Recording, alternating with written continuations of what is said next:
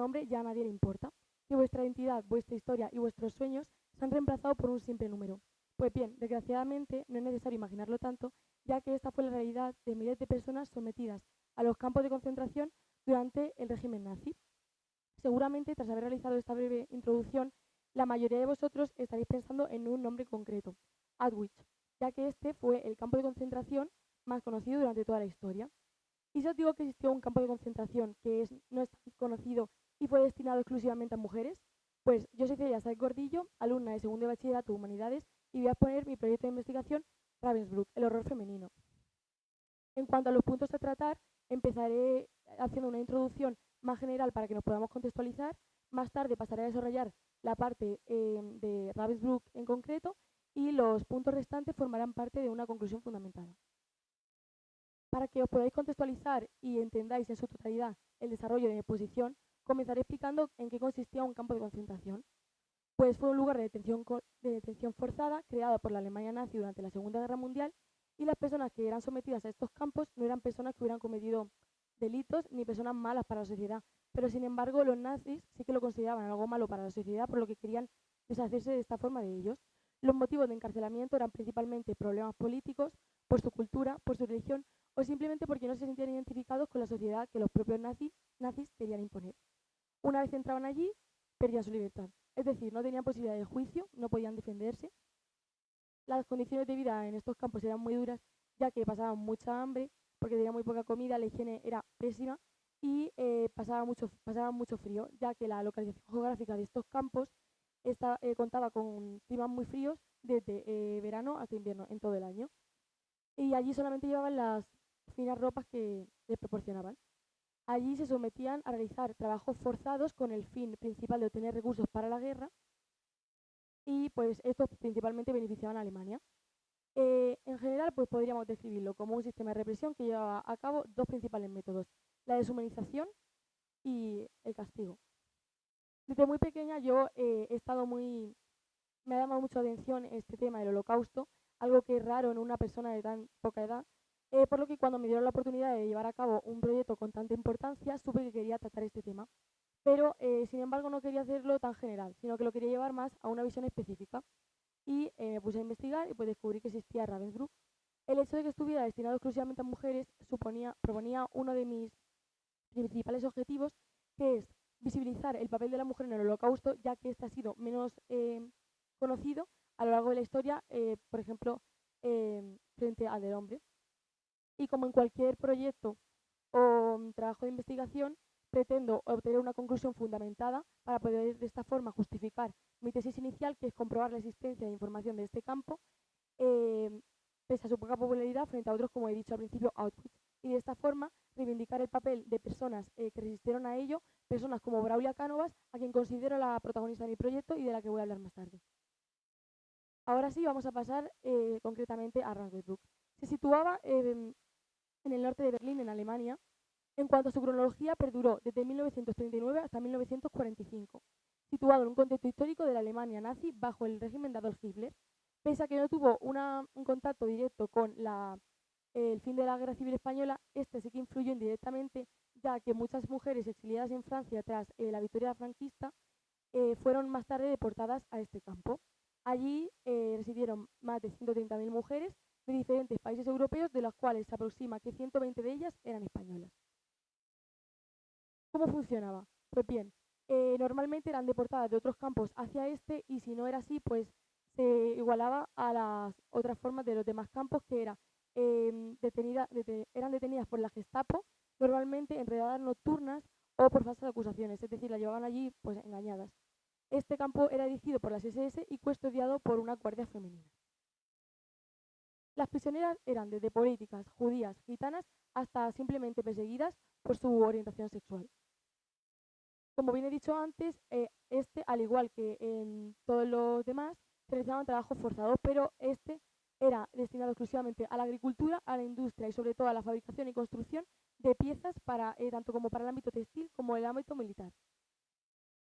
Allí eliminaban su identidad, quitándoles el nombre y proporcionándoles un determinado número a cada persona. También le quitaban todas las pertenencias que llevaban consigo en ese momento y solo le daban un pobre uniforme. A partir de 1942 empezaron a ser sometidas a experimentos médicos obligados, donde se aprovechaban principalmente de su origen biológico femenino, es decir, de su aparato reproductor, para realizar estas pruebas, es decir, las usaban como ratas de laboratorio, por así decirlo.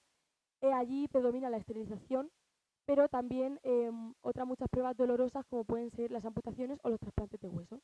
También a veces se inyectaban el semen de personas o incluso de animales, como puede ser el chimpancé, para intentar crear otra nueva raza.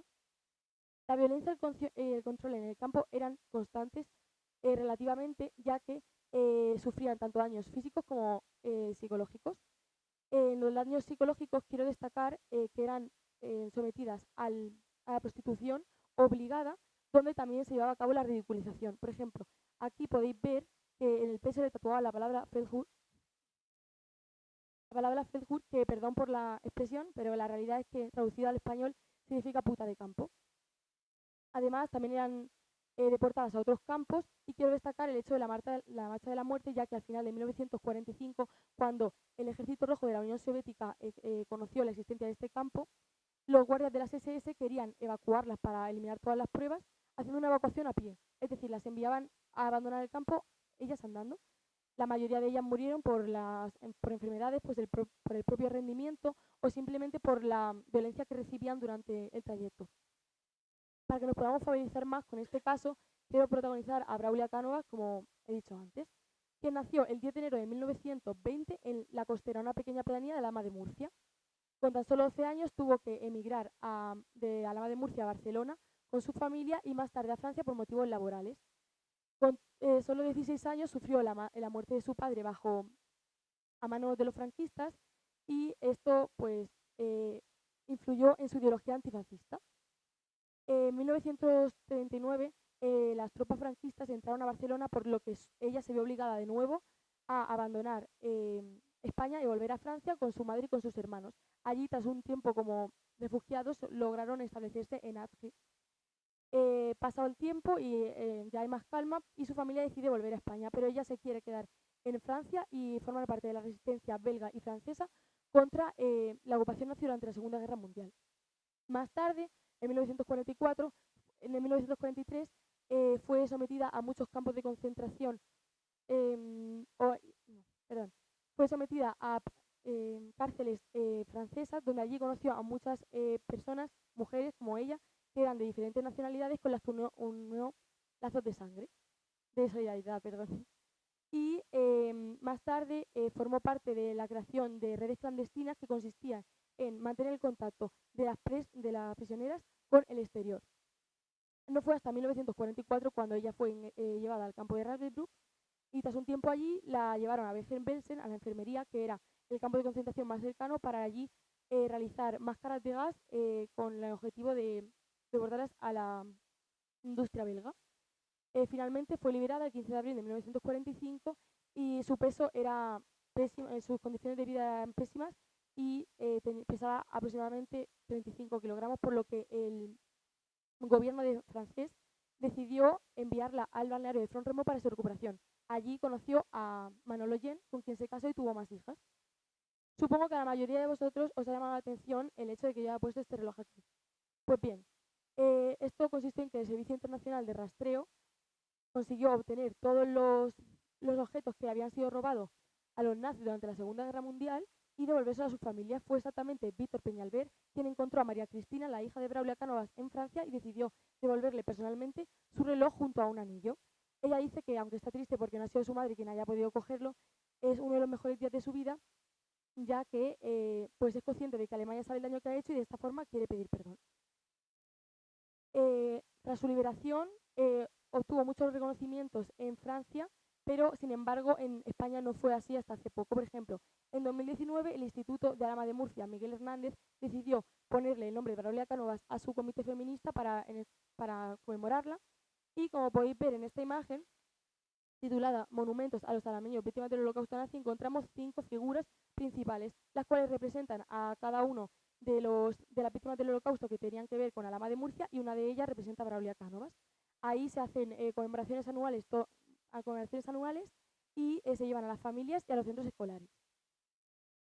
Considero que el hecho de mantener memoria de la memoria de hechos históricos como de tanta importancia como puede ser los campos de concentración es muy importante, ya que de esta forma podemos obtener conocimientos y al mismo tiempo aprender de ellos. Quiero destacar a Neus Català, ya que fue una superviviente de Ravensbrück, quien se dedicó a sobatear el armamento nazi para de esta forma relativizarlo y que funcionara más pobre. Nunca se dieron cuenta de ello y ella y otras más fueron denominadas el grupo de las vagas, ya que pensaban que simplemente no querían trabajar. También quiero destacar que existen libros y películas que dan lugar a la memoria. Yo quiero destacar este que es Noche y niebla en los campos nazis, que trata exactamente de Ravensbrück. Os lo dejo por aquí, pues si lo queréis ver, están marcadas las páginas donde hablan de Braulia Cánovas y pues me he apoyado en él para fundamentar la parte de mi memoria. Y también existen muchos museos, como mucha gente de aquí conoceréis que se puede visitar el actual Auschwitz, pero este especialmente es de Ravensbrück, Mar Angelstein Ravensbrück. Pese a que nosotros asociamos el término campo de concentración a los rusos, a los alemanes, perdón, también existió el mismo régimen en los rusos. Lo que pasa es que esto no se conoce tanto y por lo tanto hay menos información. Se denominaban los campos de concentración Gulag. Además, encontramos similitudes en el presente como en la actual Palestina. Nosotros, al pensar en un campo de concentración, echamos la vista atrás y pensamos que ya no nos repercute, pero en realidad no es así, ya que, por ejemplo, en la actual Palestina, tanto aquí como en Ravensbrück, se violaron los derechos humanos y pues es algo que seguimos teniendo presente hoy en día. He realizado unas encuestas, las cuales he obtenido 235 respuestas de personas, tanto dentro del instituto como fuera, desde los 12 hasta más de 60 años. Y en primer lugar, bueno, voy a destacar las más importantes para mí. En primer lugar, pregunté si han escuchado alguna vez hablar de campo de concentración. Un 88,5% dicen que sí y el 11,5% dicen que no. Como podéis ver, Ravensbrück solo ha sido escuchado por el 21%, por las 21 personas, solo por 21 personas de 214. Ante la pregunta que si consideran que en la escuela y los medios de comunicación se ha hablado suficientemente de estos temas, encontramos un porcentaje curioso, ya que el porcentaje de las personas que dicen que no consideran que sea así, es aproximadamente el mismo porcentaje de las personas que sí que han escuchado hablar de un campo de concentración, por lo que nos enseña que realmente todo el mundo que conoce hablar de este tema cree que debe ser más conocido, se debe hablar más de ello. Y pues las emociones que genera recordar estos campos son principalmente pues la tristeza, la rabia, la pena, es decir, pues emociones negativas. Bueno, yo considero que he conseguido los objetivos que me propuse en el principio del proyecto con éxito, ya que he dado lugar a una reivindicación del papel de la mujer y he logrado darle visibilidad y a su mismo tiempo he adquirido muchos conocimientos porque, como bien he dicho al principio, es un tema que a mí personalmente me interesa. No descarto en un futuro seguir investigando de estos temas y quiero terminar diciendo, poniendo esta frase que me llamó mucha atención cuando la leí. Se encuentra en una de las paredes del campo de concentración de Auschwitz, que dice: aquellos que no recuerdan el pasado están condenados a repetirlo. También quiero deciros una frase para que quede vuestra reflexión, es que si tuviéramos que homenajear a todas las personas víctimas del Holocausto con un minuto de silencio, tendríamos que estar 11 años y medio en silencio. Esta es la bibliografía en la que me he basado para fundamentar la parte teórica de mi proyecto. Y bueno, para finalizar, quiero darle las gracias principalmente a mi tutor, Demetrio, quien se ha comprometido por primera vez a un...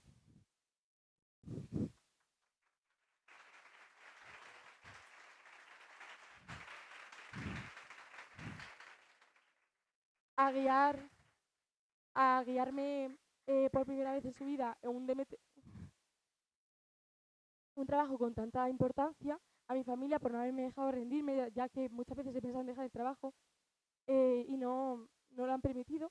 Y pues principalmente a mis amigas, ya que estos 2 años me han hecho ver que todo proyecto o todo proceso es más fácil si tienes una buena compañía. Y por último, no menos importante, al instituto por haberme ofrecido la oportunidad de realizar un trabajo con tanta importancia.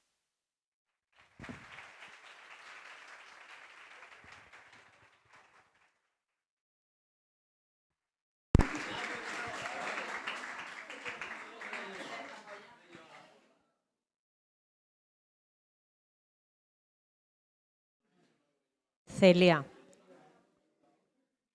Buenos días, Celia. Me pareces una persona muy valiente porque leer sobre esto es muy duro. Yo cuando he leído tu trabajo se me ponían los pelos de punta. qué horror, pobre gente, y me parece que demuestras que hay que defender la dignidad humana frente a la barbaridad que se comete. Y la conclusión final me gusta un montón porque si sabemos la historia, realmente intentaremos no repetirla, ¿vale? Tu trabajo está hecho con mucho rigor histórico y salir ahí a los 18 años a hablar de estos temas tan duros, me parece que tienes un valor brutal, ¿vale? Le doy la enhorabuena también a tu tutor y nada, felicidades, ¿vale? Como te he dicho, me gusta tu conclusión porque así demuestra que no sé si alguna vez se llegará a repetir esto. Y esa es mi pregunta. Tú lo relacionas con Gaza y Palestina. ¿Crees que podríamos llegar a repetir lo mismo? Yo creo que no, porque el tema de la guerra sigue estando muy presente. Pero, sin embargo, esto ha pasado mucho tiempo y creo que la gente ha aprendido que no se va a volver a repetir algo así porque yo creo que con los métodos que tenemos hoy en día se identificaría este problema más rápido. O al menos ese es mi punto de vista, yo lo veo así. Celia, enhorabuena porque el trabajo está súper bien documentado, se nota que le has puesto mucho tiempo y mucho curro y está muy bien, de verdad. Como bien has dicho, hay mucha bibliografía sobre el Holocausto, pero sobre todo sobre los campos, como has dicho, de Auschwitz o Mauthausen o estos campos, pero Ravensbrück en concreto, yo lo había oído hablar así un poco de pasada y sí que te quiero dar las gracias por darnos a conocer estas historias, como la de Braulia, que la verdad es que te llegan al corazón y son historias de superación que creo que no deberían caer en el olvido. Entonces mi pregunta va un poco por ahí, porque en las encuestas hemos visto que estos temas no son demasiado conocidos, especialmente entre los jóvenes. Entonces, ¿de qué manera crees tú que se podrían divulgar estos temas, dar a conocer, sobre todo entre la juventud, para que no caigan en el olvido y no se nos olviden estos ejemplos?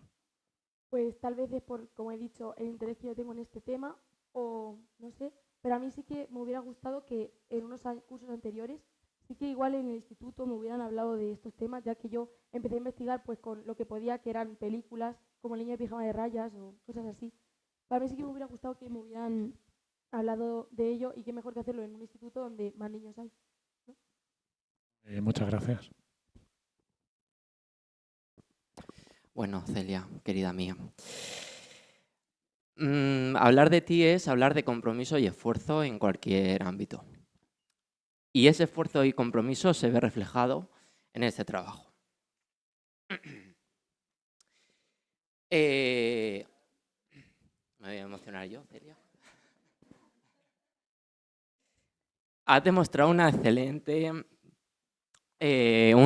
capacidad de investigación, de tratamiento del tema, un pensamiento crítico que has reflejado en tus conclusiones y además empatía histórica al tratar este tema tan delicado que por desgracia parece ser que lo hemos olvidado y que espero que no nos veamos obligados a repetirlo. Mi pregunta es, ¿qué papel crees que tienen los testimonios personales en la construcción de la memoria histórica? Vale, pues otra vez voy a pasar, para ejemplificarlo más, voy a decir perdón. Yo vi películas, pero me llamaba la atención escuchar a alguien, pero yo no sabía si eso existía verdaderamente. Y descubrí que sí, que existía un documental, que es el que yo vi, que se llama El último día, puede ser o algo así, y que era especialmente de Auschwitz, y vi imágenes de una persona que había estado en ese campo de concentración volviendo a su casa de su pueblo, llorando, contando veía los tatuajes que en Auschwitz les tatuaban el número, y es verdad que me parece impresionante, y es lo que más, verdaderamente, si a ti te hablan de esto, te emociona, pero si escuchas a una persona que lo ha pasado, pues obviamente aún más, o así lo pienso yo.